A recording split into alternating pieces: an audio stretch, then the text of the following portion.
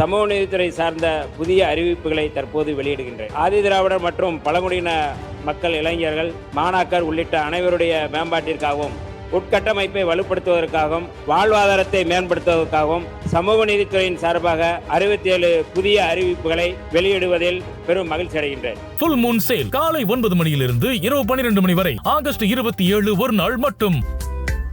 வெட்டு வேலை முன் விவாதத்தில் வைக்கப்பட்டுள்ள மாண்பு அமைச்சர் முன்னுரையாக ஏதாவது கூறலாம். மாண்பு சமூக நீதித்துறை அமைச்சர் அவர்கள். மாண்புமிகு பேரவைத் தலைவர் அவர்களே, சமூக நீதித்துறை பற்றிய கொள்கை விளக்க குறிப்பு அச்சடிக்கப்பட்டு மாமன்ற உறுப்பினர்களுக்கு அவர்கள் படிப்பதற்கு வசதியாக ஏற்கனவே கொடுக்கப்பட்டுள்ளது. மின்னஞ்சல் மூலமாகவும் அனுப்பப்பட்டுள்ளது. கொள்கை விளக்க குறிப்பு தமிழிலும் ஆங்கிலத்திலும் மாண்புமிகு உறுப்பினர்களுக்குடைய மேசைகளில் உள்ள சிறு கணினியிலும் பதிவேற்றம் செய்யப்பட்டுள்ளது. அவற்றில் தமிழிலே கொடுக்கப்பட்டிருக்கிற கொள்கை விளக்க குறிப்பினை நான் இந்த மாமன்றத்தில் படித்ததாக ஏற்று சட்டமன்ற பதிவேட்டில் பதிவு செய்து கொள்ள வேண்டும் என்று பணிவோடு கேட்டுக்கொள்கிறேன். மேலும் சமூக நீதித்துறை சார்ந்த புதிய அறிவிப்புகளை தற்போது வெளியிடுகின்றேன். மாண்புமிகு உறுப்பினர்கள் கொள்கை விளக்க குறிப்பு மற்றும் புதிய அறிவிப்புகள் குறித்த தங்கள் அரிய கருத்துக்களை தெரிவித்த பின்னர் என்னுடைய பதிலுரையில் அவற்றிற்கு விளக்கம் அளிக்கிறேன் என்பதை தெரிவித்துக் கொள்கின்றேன். அல்ல, தலைப்பு மட்டும் படிச்சுங்க, தலைப்பு மட்டும் படிங்க.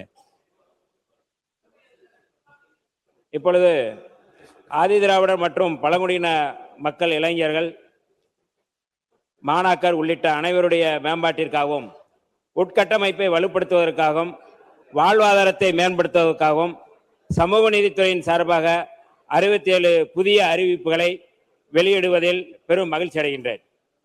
அவற்றுள் சில முக்கிய அறிவிப்புகளை மட்டும் நான் இப்பொழுது அறிவிக்க கடமைப்பட்டிருக்கின்றேன். சமூக நீதி விடுதிகளை சிறப்பாக பராமரிப்பு செய்ய தற்போது வழங்கப்பட்டு வரும் பள்ளி விடுதிகளின் ஆண்டு பராமரிப்பு தொகை 50,000 அதிகபட்சமாக 75,000 கல்லூரி விடுதி பராமரிப்பு தொகை 50,000 அதிகபட்சமாக 1,00,000 உயர்த்தப்படும் என்று அறிவிக்கின்றோம். இரண்டாவது அறிவிப்பு, மாணாக்கருக்கு தரமான சத்தான உணவு வழங்கும் பொருட்டு பள்ளி விடுதி மாணாக்கருக்கு தற்போது மாதம் ஒன்றுக்கு வழங்கப்பட்டு வரும் ரூபாய் 1,400 ரூபாய் 1,800 உயர்த்தியும், கல்லூரி விடுதி மாணாக்கருக்கு 1,500 2,000 மாதாந்திர உணவு கட்டணம் உயர்த்தி வழங்கப்படும். இத்திட்டத்திற்காக ரூபாய் 200 கோடி ஒதுக்கீடு செய்யப்பட்டிருக்கிறது. மூன்றாவது, சமூக நீதித்துறையின் கீழ் செயல்படும் ஆதிதிராவிடர் மற்றும் பழங்குடியினர் நல பள்ளிகளுக்கு 100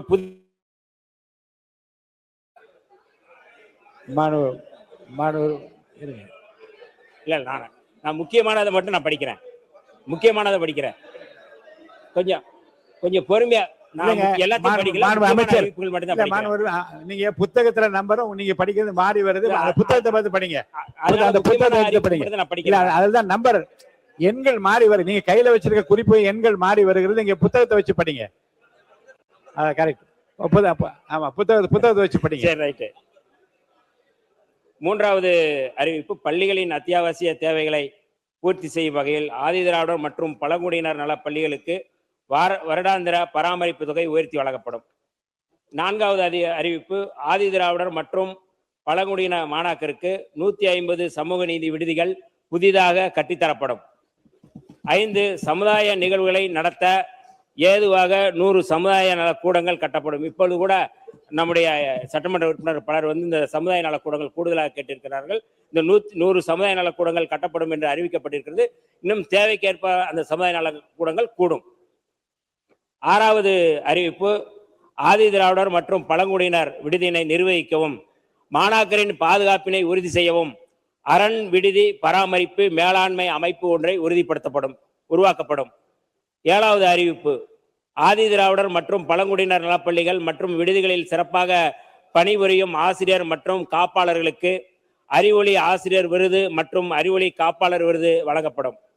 எட்டாவது அறிவிப்பு, ஆதிதிராவிடர் மற்றும் பழங்குடியினர் தொழில் முனைவோர்களை ஊக்குவிக்க கோயம்புத்தூரில் வணிக மையம் புதிதாக கட்டப்படும். 9வது அறிவிப்பு, சென்னை நந்தனத்தில் பழங்குடியினர் பண்பாட்டு மையம் அமைக்கப்படும். இது ஒரு புதிய அறிவிப்பு, புதிய முன்னெடுப்பு. பழங்குடியினர் பண்பாட்டு மையம் அமைக்கப்படும். 10வது அறிவிப்பு, ஆதிதிராவிடர் மற்றும் பழங்குடியினர் விடுதிகளில் அம்பேத்கர் பெயரில் அம்பேத்கர் படிப்பகம் தமிழ்நாடு முழுக்க உருவாக்கப்படும். ஆதிதிராவிடர் மக்களுக்கு தேவையான நல உதவிகளை வழங்க ஏதுவாக சமூக நீதி நல வாரியம் அமைக்கப்படும். இந்த நல வாரியத்தில் பல்வேறு நலக்குழுக்கள் இருப்பவர்கள் அதில் சேர்க்கப்படுவார்கள். 12வது அறிவிப்பு, சமூக நீதித்துறையின் கீழ் செயல்படும் 23 ஆதி திராவிடர் மற்றும் பழங்குடியினர் நலப்பள்ளிகள் தரம் உயர்த்தப்படும். இது நிறைய கோரிக்கைகள் வந்ததன் அடிப்படையில் இந்த தரம் உயர்த்தப்படுகின்ற அறிவிப்பை அறிவிக்கின்றோம். 13வது அறிவிப்பு, ஆதி திராவிடர் மற்றும் பழங்குடியினர் மக்களுக்கு உதவும் வகையில் சமூக நீதி அறக்கட்டளை உருவாக்கப்படும். இந்த சமூக நீதி அறக்கட்டளையின் சார்பாக பள்ளிகளுக்கான தேவைகளை அந்த CSR ஃபண்ட் மூலமாக கூட நாங்கள் அதை கொண்டு வருவோம். அதற்காக அந்த அறக்கட்டளை உருவாக்குகின்றது. 14வது அறிவிப்பு, பொருளாதாரத்தில் பின்தங்கிய 1,00,000 ஆதி திராவிடர் மற்றும் பழங்குடியின குடும்ப தலைவிகளின் வாழ்வாதார மேம்பாட்டிற்காக விடிவெள்ளி மகளிர் வாழ்வாதார திட்டம் செயல்படுத்தப்படும். 15, தூய்மை பணியாளர்களுக்கு சொந்த வீடு வழங்க அகம் திட்டம் அறிமுகப்படுத்தப்பட்டு 2500 கான்கிரீட் வீடுகள் கட்டித்தரப்படும். 16வது அறிவிப்பு, பழங்குடியினருக்கான சிறப்பு கல்வி உதவித்தொகை திட்டம் செயல்படுத்தப்படும். 17வது அறிவிப்பு, ஆதி திராவிட விவசாயிகள் மேம்பாட்டிற்காக வளமிகு வேளாண்மை உதவி திட்டம் அறிவிக்கப்படுகிறது. 18 வீடற்ற பழங்குடியின மக்களுக்கு உறையுள் பழங்குடியினர் குடியிருப்பு திட்டம் செயல்படுத்தப்படும். 19 சீர்மிகு பள்ளிகள் திட்டத்தின் மூலம் ஆதி திராவிடர் மற்றும் பழங்குடியினர் நலப்பள்ளிகள் சுத்தமான சுகாதாரமான தன்னிறைவு பெற்ற பள்ளிகளாக மேம்படுத்தப்படும். 20 வீடற்ற ஆதி திராவிடர் குடும்பங்களுக்கு இனிய இல்லம் ஆதி திராவிடர் குடியிருப்பு திட்டம் செயல்படுத்தப்படும். 21 ஆதி திராவிடர் மற்றும் பழங்குடியினர் நல பள்ளிகளுக்கு 100 புதிய வகுப்பறைகள் கட்டித்தரப்படும். 22 ஆதி திராவிடர் மற்றும் பழங்குடியினர் நலப்பள்ளிகளுக்கு கூடுதல் கழிப்பறைகள் அமைக்கப்படும். தேவையானதை விட்டு இது கழிப்பறைகள் கூடுதலாகவும் கட்டித்தரப்படும். 23 தூய்மை பணியாளரின் குடும்ப உறுப்பினர்களை தொழில் முனைவோராக மாற்றுவதற்கு ஏற்றம் தூய்மை பணியாளர் குடும்ப வாழ்வாதார மேம்பாட்டு திட்டம் ஒன்று உருவாக்கப்படும். 24 ஆதி திராவிடர் மற்றும் பழங்குடியினருக்கு வீட்டுமனை வழங்கும் சமத்துவ வீட்டு மனை திட்டம் அறிமுகப்படுத்தப்படும். 25 தேசிய நிறுவன பணியிடங்களுக்கான போட்டித் தேர்வுகளுக்கு வெற்றி வாகை போட்டித் தேர்வு பயிற்சி திட்டம் அறிமுகப்படுத்தப்படும். 26 சென்னை நந்தனத்தில் டிஜிட்டல் கற்றல் மற்றும் புதுமை மையம் உருவாக்கப்படும். 27 சமூக நீதித்துறையின் கீழ் செயல்படும் நல வாரியங்கள் மூலமாக வழங்கப்படும் உதவித்தொகை மறுசீரமைத்து உயர்த்தப்படும். 28 ஆதி திராவிடர் மற்றும் பழங்குடியினரை தொழில் முனைவோராக மாற்றுவதற்கு தொழில் முனைவோர் மேம்பாட்டு இயக்கம் அமைக்கப்படும். 29 ஆதி திராவிடர் மற்றும் பழங்குடியின விடுதி மாணவர்களுக்கு தீரம் விளையாட்டு ஊக்க திட்டம் செயல்படுத்தப்படும். 30 புதிய விளையாட்டுகளில் இளைஞர்களை ஊக்குவிக்கும் பொருட்டு சிகரம் சிறப்பு விளையாட்டு திறன் மேம்பாட்டு திட்டம் அறிமுகப்படுத்தப்படும்.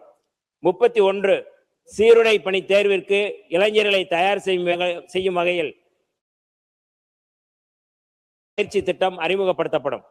32 சமூக நீதித்துறையின் திட்டங்களை ஒருங்கிணைத்து செயல்படுத்த ஒருங்கிணைந்த பின் ஆளுமை திட்டம் ஒன்று உருவாக்கப்படும். 33 பழங்குடியின வாழ்விட இயற்கை சூழலை கண்டு கழிக்க பூம்பொழில் தங்கும் வசதிகள் ஏற்படுத்தப்படும். 34 தனியார் நிறுவனங்களில் ஆதி திராவிடர் மற்றும் பழங்குடியினரின் வேலை வாய்ப்பினை ஊக்குவிக்கும் பொருட்டு சரிநிகர் சம வேலைவாய்ப்பு திட்டம் அறிமுகப்படுத்தப்படும். 35 விடுதி மாணாக்கரின் விளையாட்டு மற்றும் கலைத்திறனை ஊக்குவிக்கும் வகையில் சிறகுகள் பல்திறன் குழுக்கள் உருவாக்கப்படும். ஃபுல் மூன் சேல் காலை 9 மணியிலிருந்து இரவு 12 மணி வரை ஆகஸ்ட் 27 ஒரு நாள் மட்டும்.